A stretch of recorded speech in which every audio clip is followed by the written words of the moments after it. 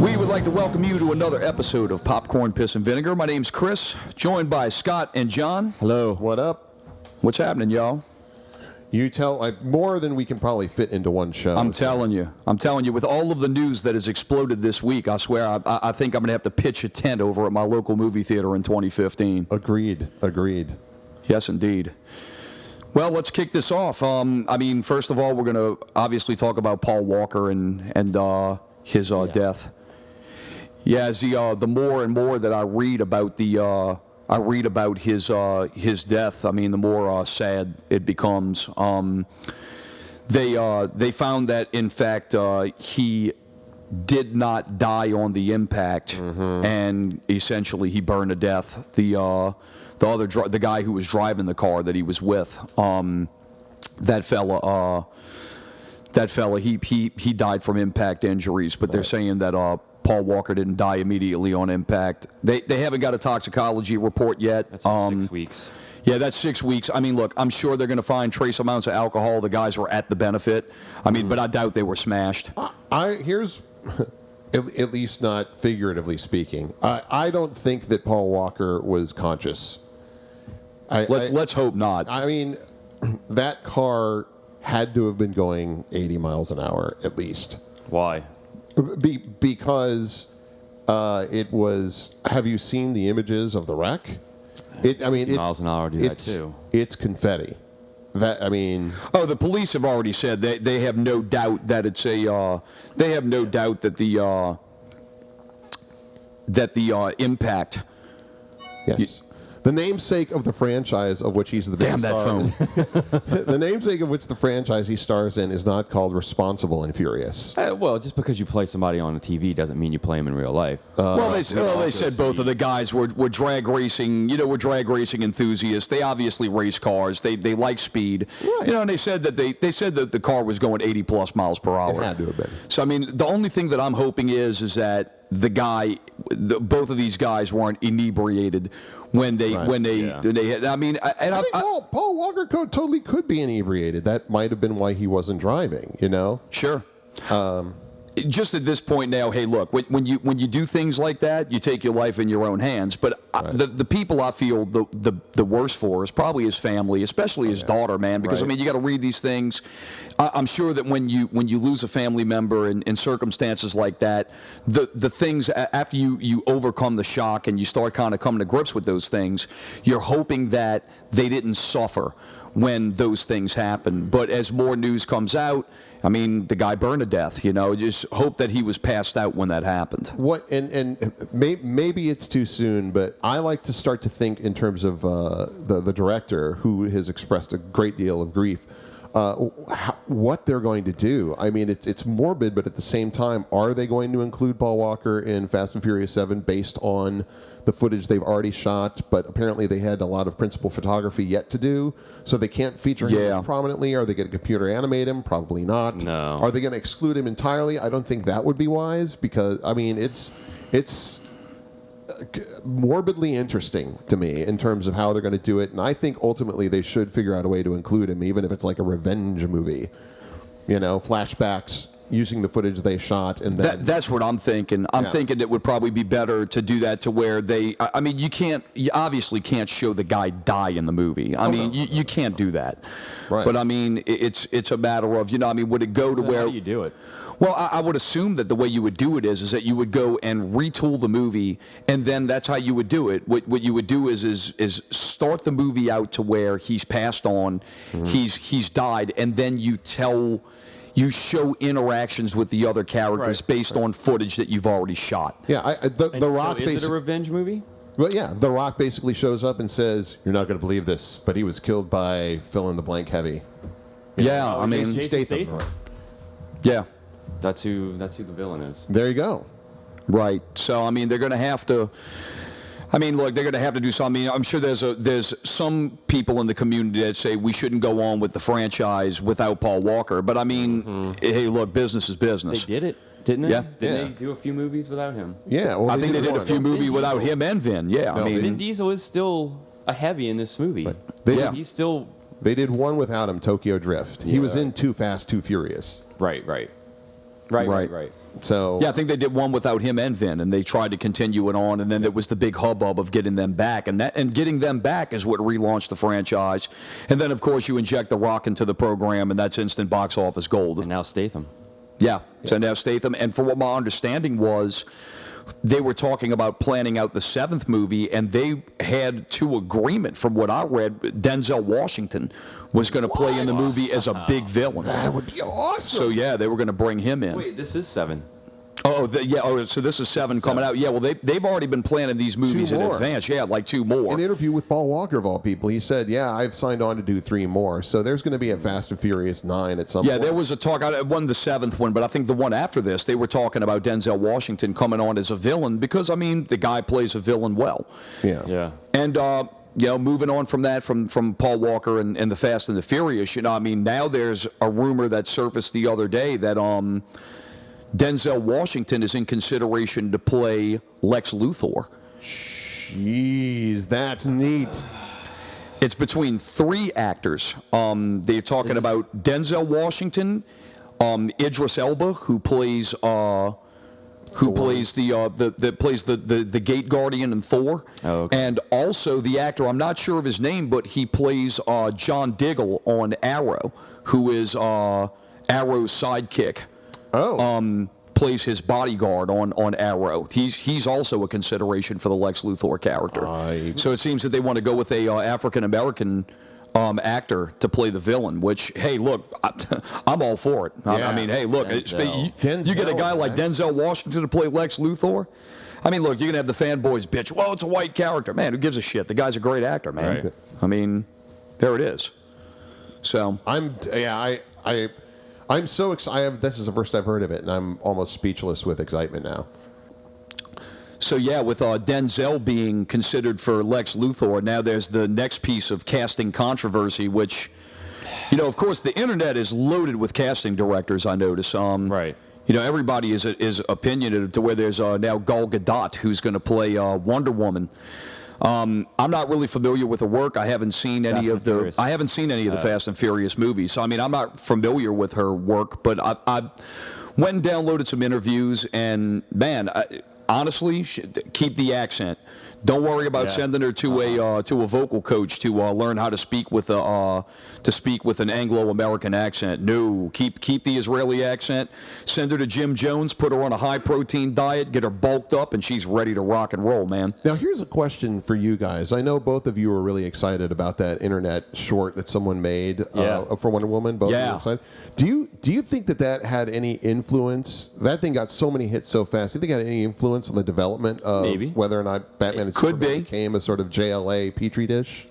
A lot of people complain about Zack Snyder, but I tell you, what excites me is the fact that we could possibly have a Wonder Woman movie that ends up like an all-female version of 300, and that would be okay by me. Yeah, I mean, that's I want to see that movie. I hope he's listening. I'd love to see that movie. Yeah. Because that's how Wonder Woman should be done. It should be done with a lot of blood, and it should be done with a lot of guts, and it should be done with a lot of violence. It would totally justify Sucker Punch in his resume. Right. It would definitely justify Sucker Punch. Yeah, well, I mean, if you take Wonder Woman and you make a movie that ends up being kind of like a crossbreed hybrid between 300 and Thor, that works. Man, I mean, it would be awesome. They don't have to be like in little scantily clad bikini metal things. I'm talking like it's my only hope of Wonder Woman, and we've talked about it behind the scenes before. Look, with Wonder Woman, if you assemble the Justice League team, and I'm only talking about the players that we have currently involved. I mean, there's no telling what they're going to do with other characters in the movie.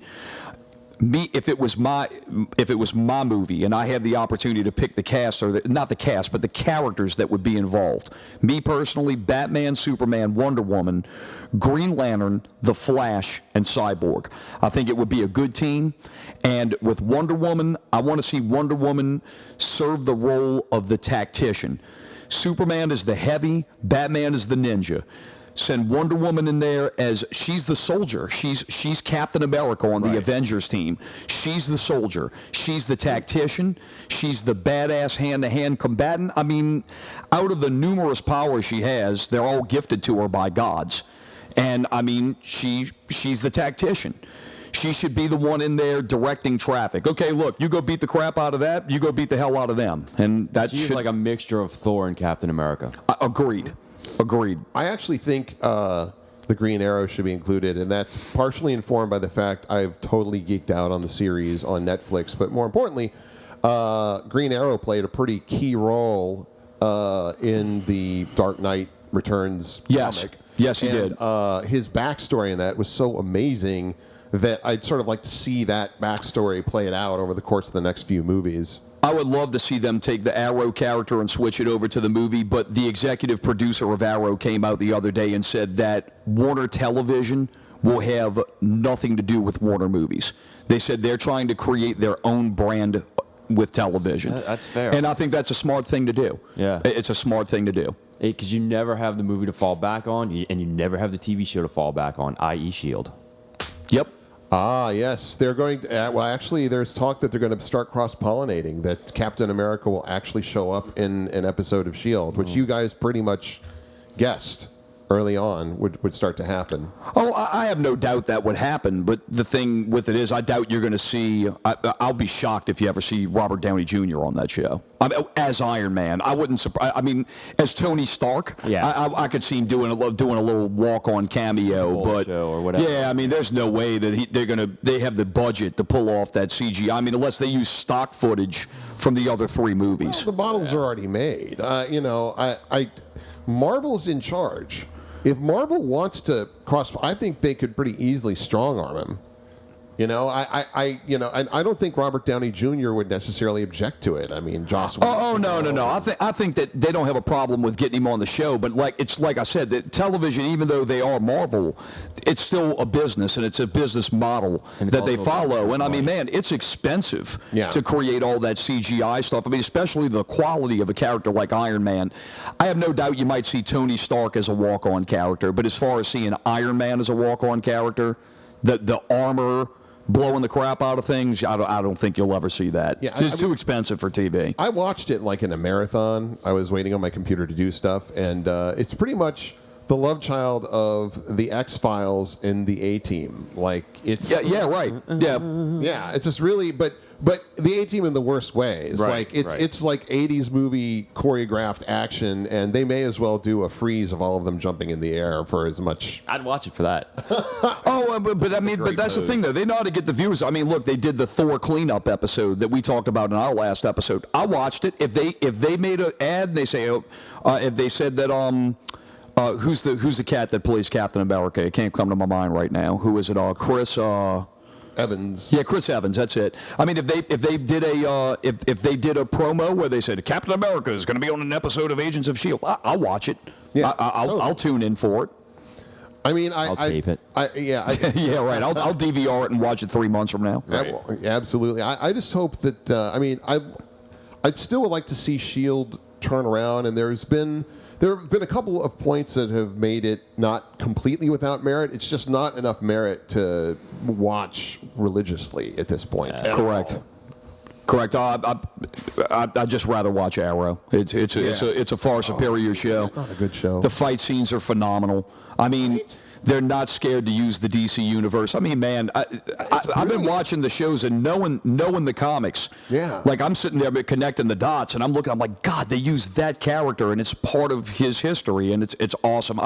It's like we were talking about the Ultimate Comics, where they redid the Marvel stuff. I call the show Ultimate Arrow because that's what it is. It really is. They do a great job. I'm it's phenomenal. Impressed. Yeah, I mean, it's just, I'll get texts from Chris every once in a while saying, wow, they used these guys so brilliantly. And I didn't even know that they just seem like natural story progression. So, DC fans, if you haven't yet watched it, watch Arrow. That is a great show. We'll watch it together because I haven't watched it yet either. Fantastic. Well, I've been crash watching. I really want to try to catch up with the second season because I've read some of the previews for the second season. I'm like looking at all the stuff they have in there, and I'm like, wow, man, there's going to be a Flash series that's going to jump off from that. You know, I mean, they had Black Canary on an earlier episode. Yeah. So with my CW app on my iPad, I'll be catching up with the. They don't have the second season on Netflix yet, so.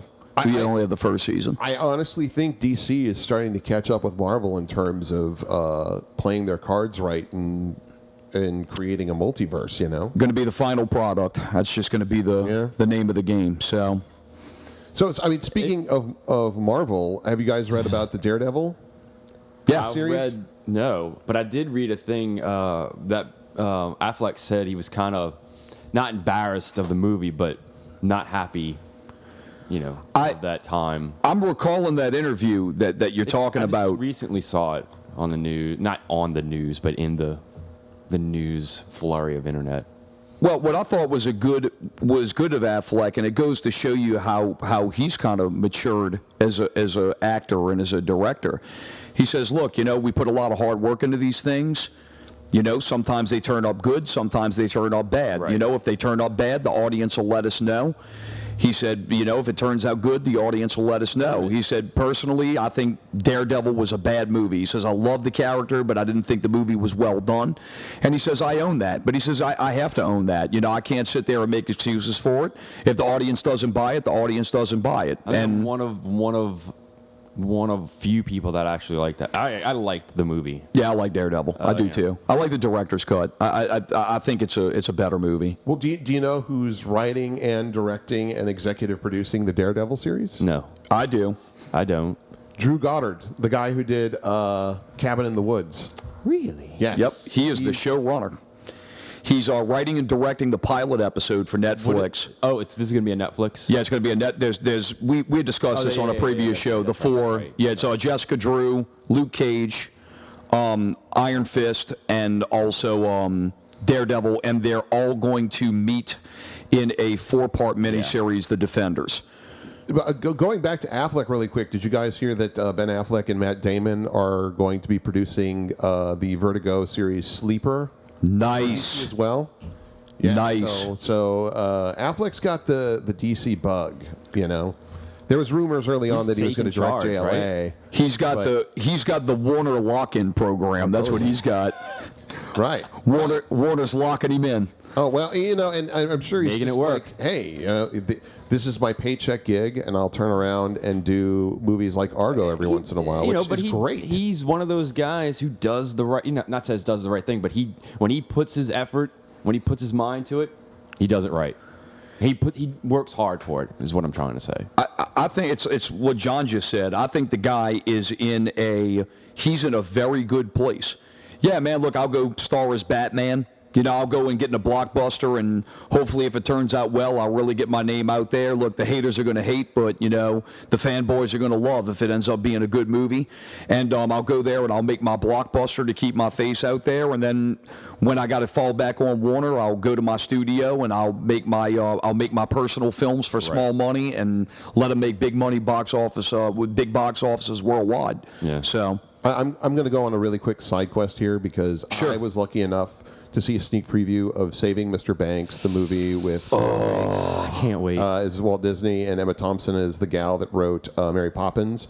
It was amazing, and I'm telling you right now, she's a lock for a nomination. You saw the movie? Yeah, I saw the whole film. Wow. She's going to win. I think she is going to win for Best Actress, and here's why. Because if you look at the past 2 Academy Award Best Picture winners, The Artist and Argo, both those movies were about like the transformative and inspirational role films play in our lives. And this movie is in the exact same vein, and it's fantastic. Highly recommended holiday viewing. You will not be disappointed. You laugh, you cry, and I'm not exaggerating. I'm in. Yeah. So check that out. I was in before you gave that review, but the trailer told me. I got choked up. I couldn't believe it. It's Tom Hanks. You're going to get choked up. It was embarrassing still, but like I said, you heard it here first. Emma Thompson's going to win. I'm telling you, she's going to win. She's going to beat Sandra Bullock, and she'll beat Sandra Bullock. Yeah, Sandra Bullock was great, but she recently won one. I think did Emma Thompson win one? I think she got one.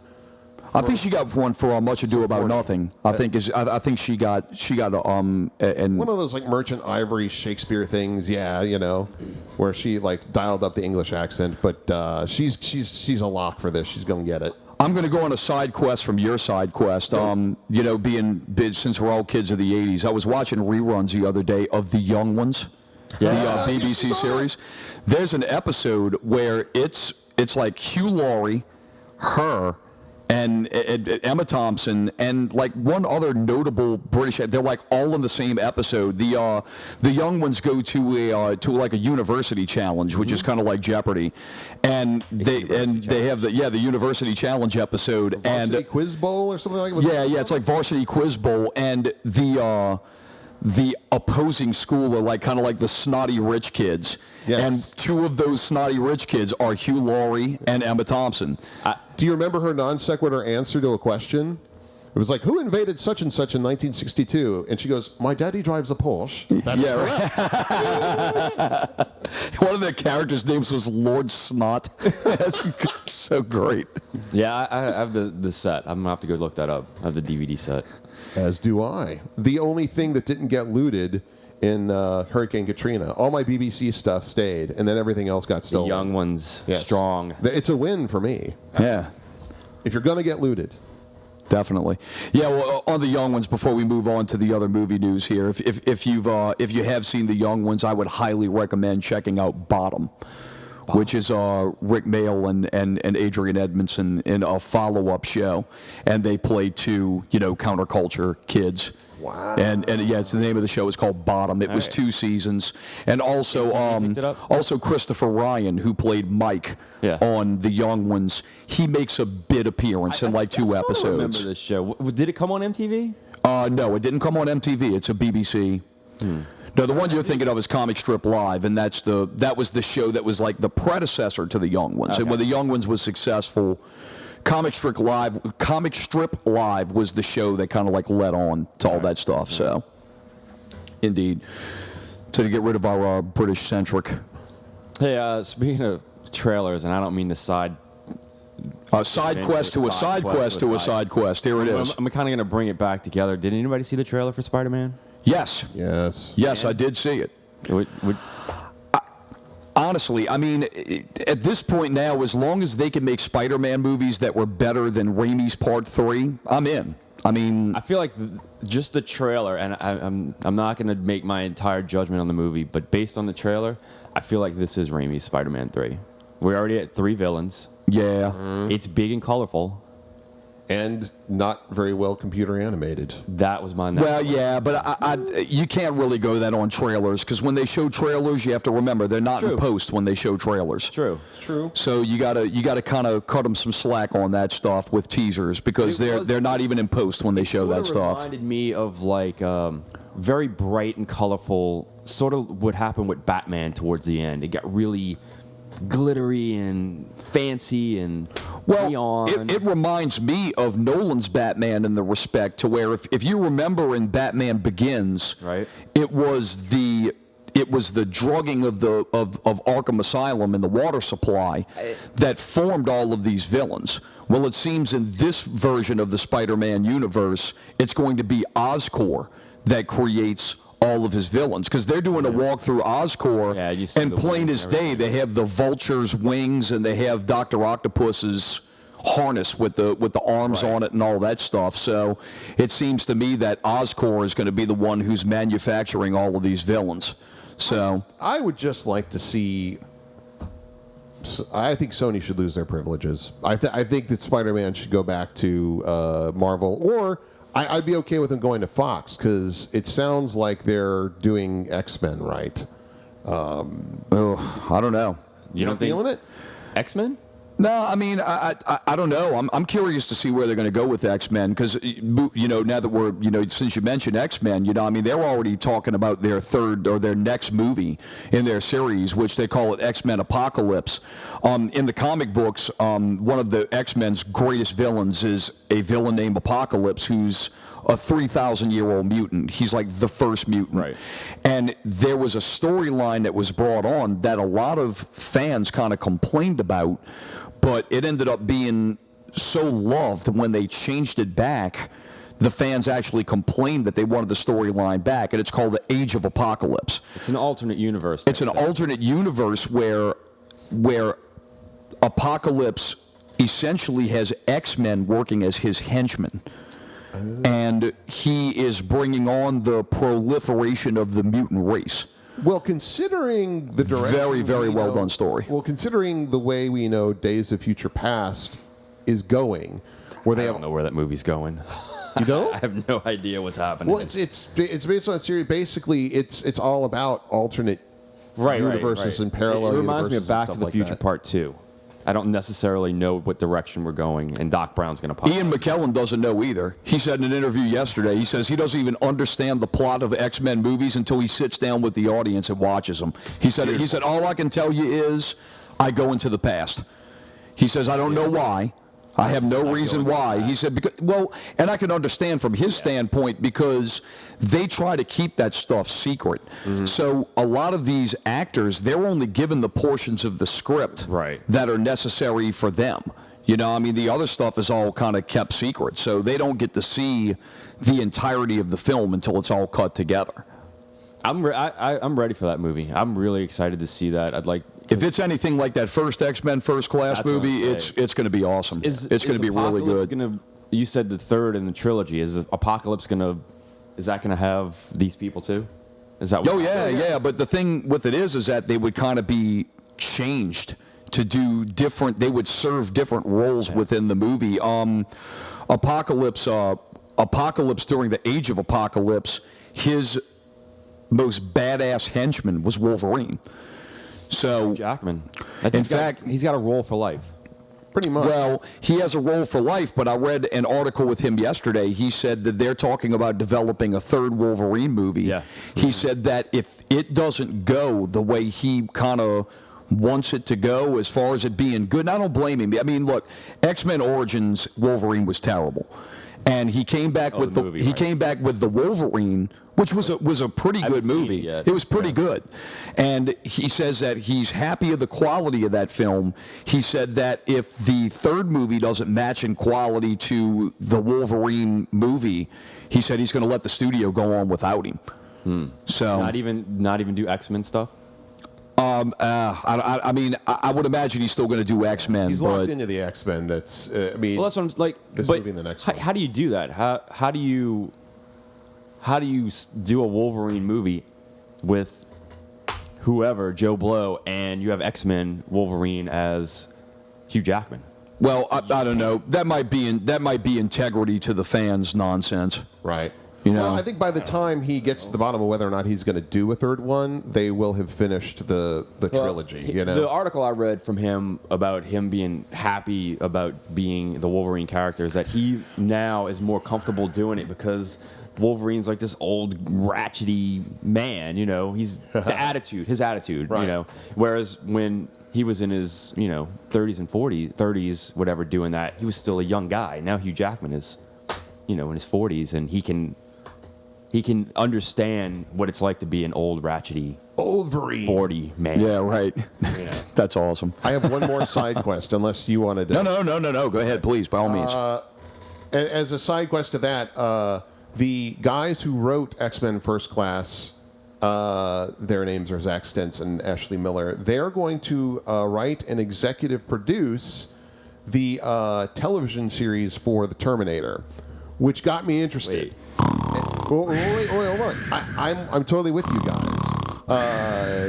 But Annapurna Pictures, the studio behind American Hustle and Zero Dark 30, has the rights.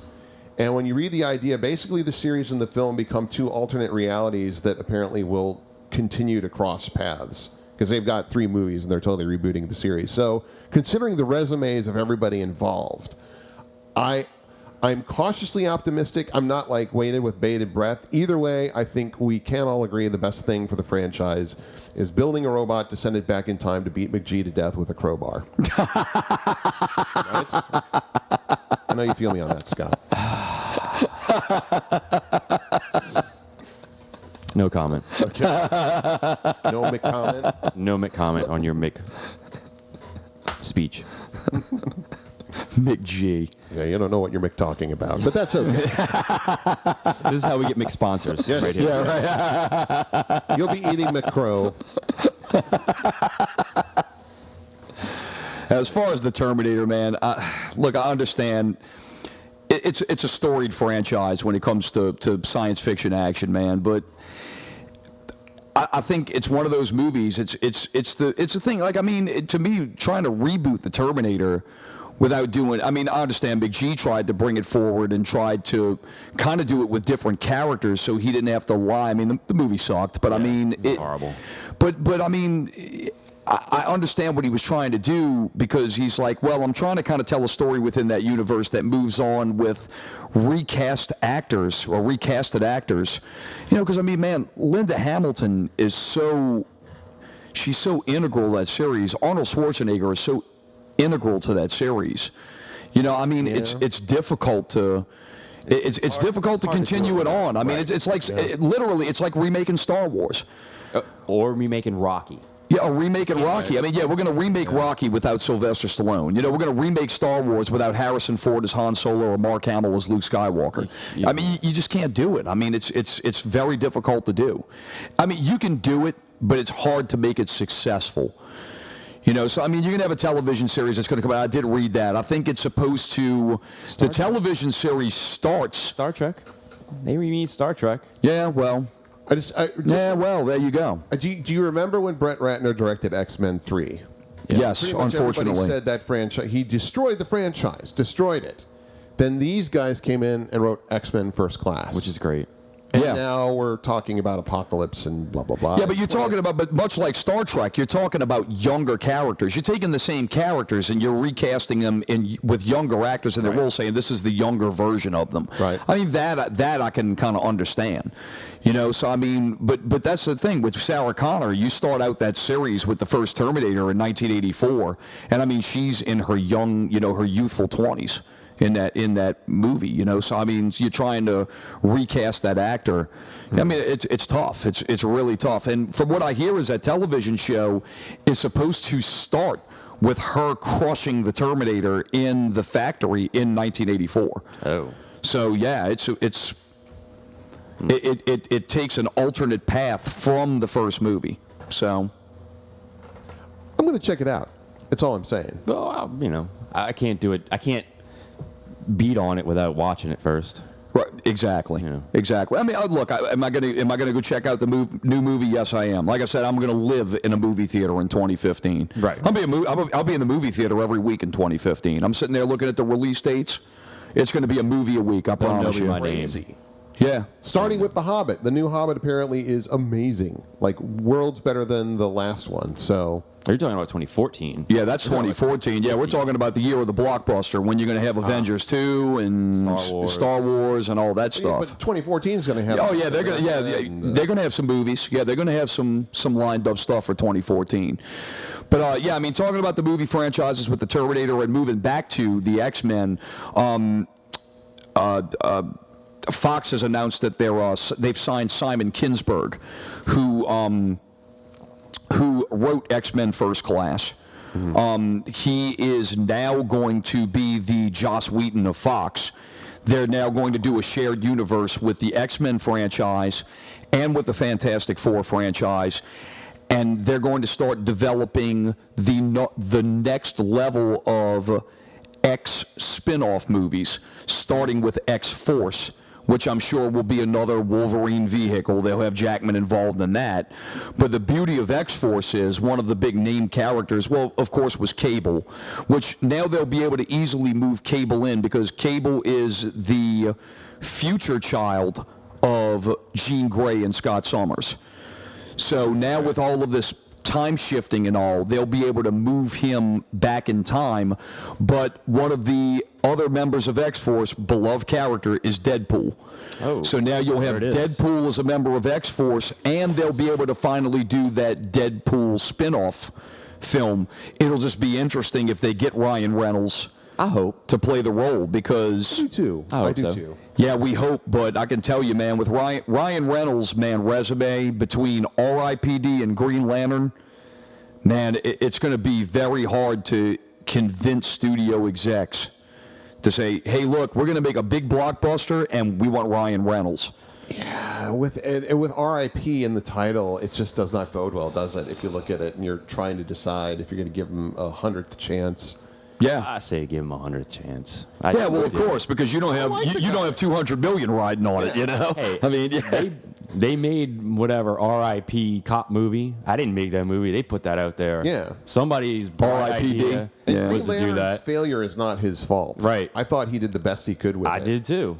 Yeah, I mean, Green Lantern was Martin Campbell's fault. I mean, that's... Who would you cast as Deadpool other than Ryan? It could be Reynolds? anybody. I mean, I don't know. I'm sure there's somebody out there that's a genius enough to do it too.